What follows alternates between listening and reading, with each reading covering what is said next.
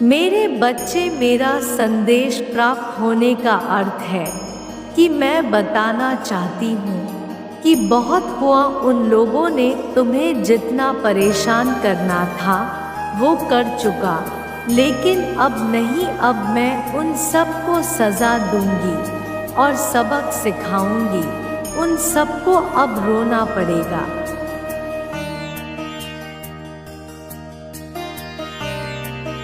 उन्हें अपने किए हुए कर्मों पर पछताना पड़ेगा। इसके साथ ही मैं तुम्हें बताऊंगी कि मेरे बच्चे की वह कौन है जो तुम्हें परेशान कर रही है। यह तुमको बताऊंगी। जिस प्रकार जन्म देने वाली माँ के सामने उसकी बच्चे को यदि कोई परेशान करता है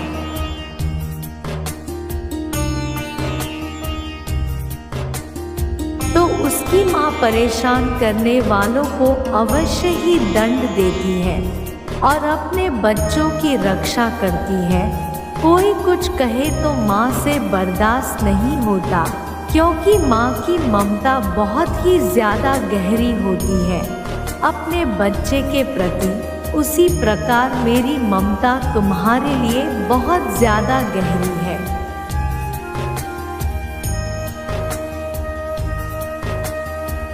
और तुम्हारी गलती के बिना तो तुम्हें कोई परेशान करे, यह मैं बर्दाश्त नहीं कर सकती।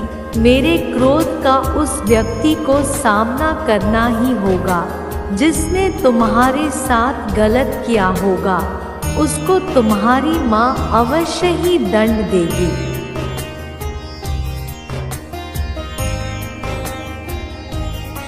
मैं जानती हूँ कि तुम बहुत ही सीधा साधा और भोला भाला हो, जो सब पर विश्वास करता है, क्योंकि वह खुद के हृदय की तरह सबको समझता है।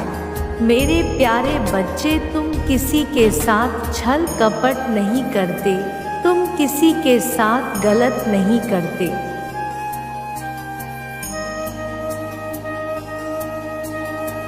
तो कोई मेरे बच्चे के साथ भी गलत नहीं कर सकता। वह भले ही इस बात को ना जाने, लेकिन मैं स्वयं पूरी बात को जानती हूँ कि कौन उसको परेशान कर रहा है और कौन उसकी पीठ पीछे क्या कर रहा है। मुझसे कोई भी बात छुपी हुई नहीं है।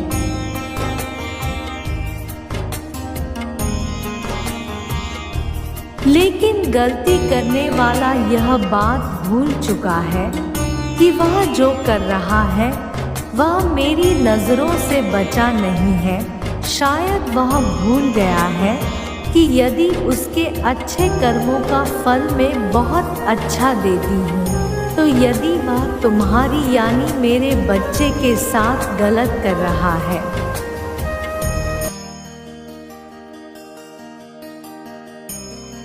तो मैं उसे अवश्य ही दंड भी दूंगी। उसका कहना है कि तुम अपनी मनमानी करो, जो भी कुछ करना चाहते हो। तुम किसी की बातों पर ध्यान मत दो। तुम्हें अपने जीवन को अपनी मर्जी के हिसाब से जीना चाहिए।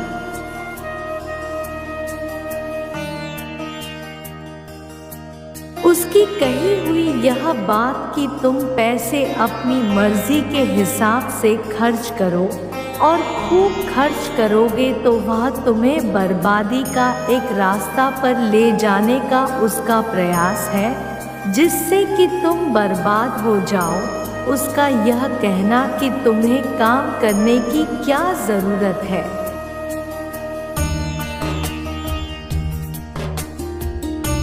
आराम की जिंदगी जियो और जिससे कि तुम्हारे सभी रास्ते बंद कर सको, वह तुम्हें कर्महीन बना दे। इसका अर्थ यह हुआ कि तुम्हारे पास रखी हुई पूंजी व्यर्थ के कर्मों में खर्च हो जाएगी और काम तुम कुछ करोगे नहीं।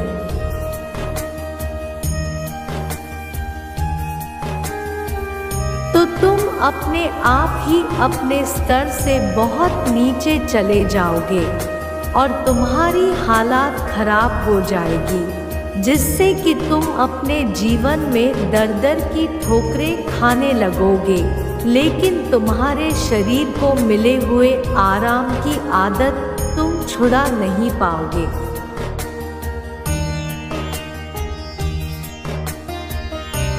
सुनने में बात बहुत साधारण सी है मेरे बच्चे, लेकिन तुम्हारे जीवन में तुम्हें ना कि व्यर्थ की चिंताओं की उलझन में फंसकर तुम अपने कर्मों को करना छोड़ दो। उसको दंड देने से पहले मैं तुम्हें यह समझाना चाहती हूँ कि मेरे बच्चे उसकी बातों में ना तो तुम्हें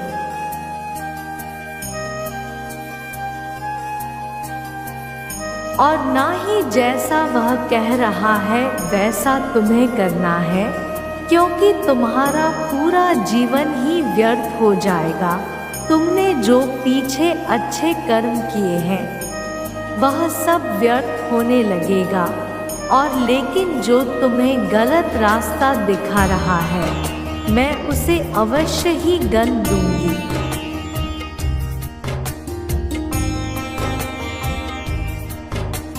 उसे मेरे क्रोध का सामना करना पड़ेगा। मैं तुम्हारे साथ हूँ मेरे बच्चे। मैं जानती हूँ कि तुम बहुत अच्छे हो और तुम्हारे मन में सदैव आशंका लगी रहती है कि तुम्हारे साथ गलत क्यों हो रहा है। ये प्रश्न तुम्हारे मन के अंदर घूमता रहता है।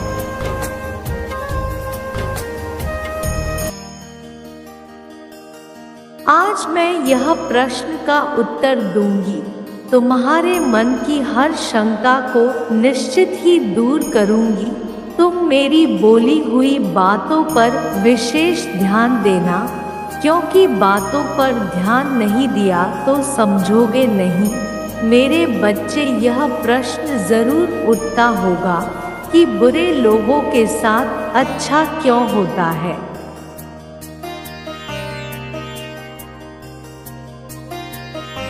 अगर कोई बेईमानी करता है और लोगों के साथ गलत करता है और गलत सोचता है, तभी भी उसकी बरकत होती है।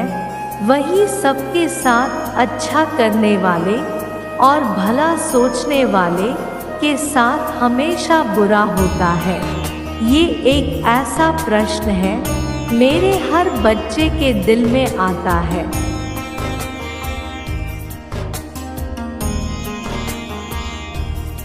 तो आज मैं तुम्हें सत्य घटना और उदाहरण के माध्यम से इन सभी प्रश्नों के जवाब दूंगी। मेरे बच्चे, तुम्हारे मन में उठ रहे हर प्रश्न का उत्तर आज मिल जाएगा।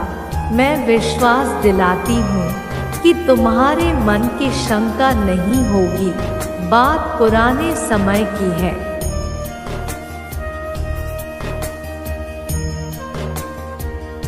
जब एक नगर में दो पुरुष रहते थे।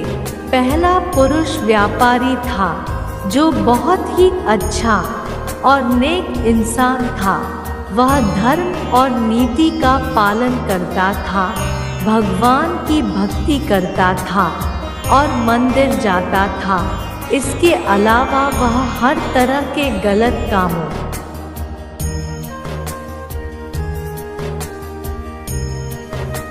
और गलत संगति से दूर रहता था। लेकिन दूसरा व्यक्ति इसके बिल्कुल विपरीत और दुष्ट प्रवृत्ति का था। वो हमेशा गलत कार्य करता था। मंदिर जाने की बजाय वहाँ से पैसे और चप्पल चुराता था, झूठ बोलता था और नशा करता था। एक दिन की बात है,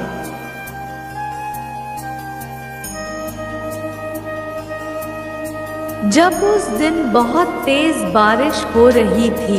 उस समय हर कोई अपने घर में था और मंदिर में सिर्फ पुजारी थे। उस लालची व्यक्ति ने पुजारी को मंदिर में अकेला देखकर मंदिर का सारा धन चुरा लिया और पंडित की नजरों से बचकर वहां से भाग निकला।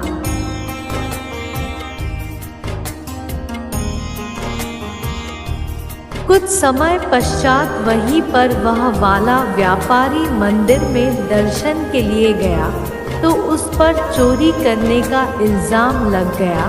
वहाँ पर लोग जमा हो गए और व्यापारी को भला बुरा कहने लगे।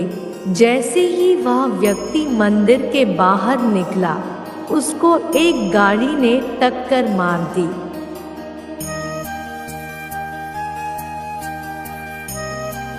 जिससे वह बुरी तरह से घायल हो गया। वापसी में जब व्यापारी अपने घर जा रहा था तो उसे वही दुष्ट व्यक्ति मिला। वह खुशी में झूमता हुआ जा रहा था और बोल रहा था कि आज तो किस्मत ही चमक गई, एक साथ इतना सारा धन हाथ लगा है।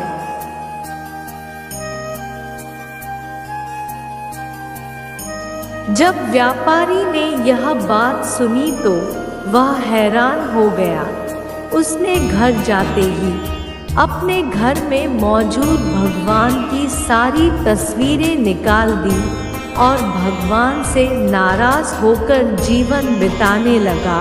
कुछ समय बाद दोनों ही व्यक्तियों की मृत्यु हो गई।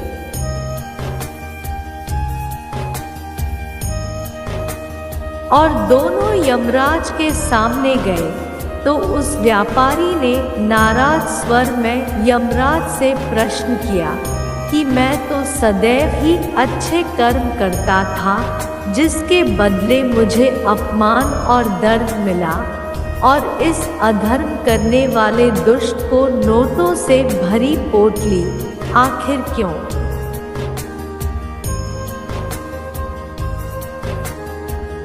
व्यापारी के सवाल पर यमराज बोले, जिस दिन तुम्हारे साथ दुर्घटना घटी थी वह तुम्हारी जिंदगी का आखिरी दिन था, लेकिन तुम्हारे अच्छे कर्मों की वजह से तुम्हारी मृत्यु एक छोटी सी चोट में बदल गई। वही इस दुष्ट को जीवन में राजयोग मिलने की संभावनाएं थी।